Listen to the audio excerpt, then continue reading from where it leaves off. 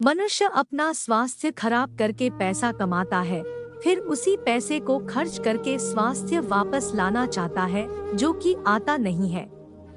ये कहानी मिस्त्री बना सेठ। शॉर्ट स्टोरी इन हिंदी में भी कुछ ऐसा ही होता है। एक छोटा सा शहर था। उस शहर में कारों की मरम्मत का काम होता है और वहाँ पर एक मिस्त्री काम करता था। वह मोटरों की मरम्मत करने वाले एक गैरेज में नौकर था। वह मिस्त्री गर्मी की मौसम में दोपहर में काम से थककर जमीन पर सो जाता था। वह मिस्त्री जी भर खाना खाता था, जी भर के सोता था और काम भी वह जी भर के करता था।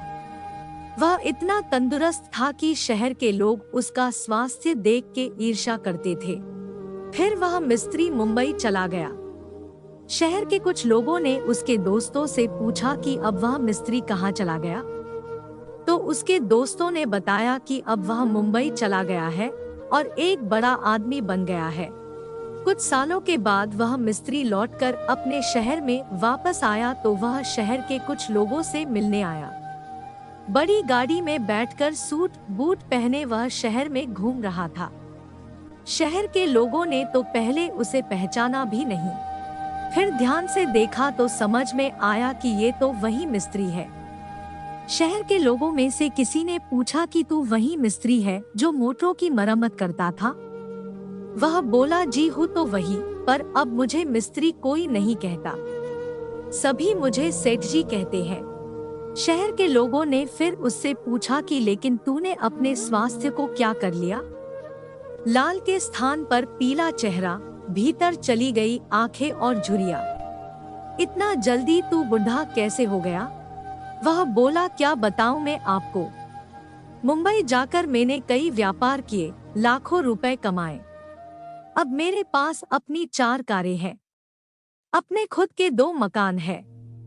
मुझे अब सभी प्रकार का आराम है, किंतु अब मुझे रबर के नर्म गद्दों पर भी नींद नहीं आती है। दवाई खाकर थोड़ी देर सोता हूँ, अगर नींद आए तो नहीं सोता हूँ।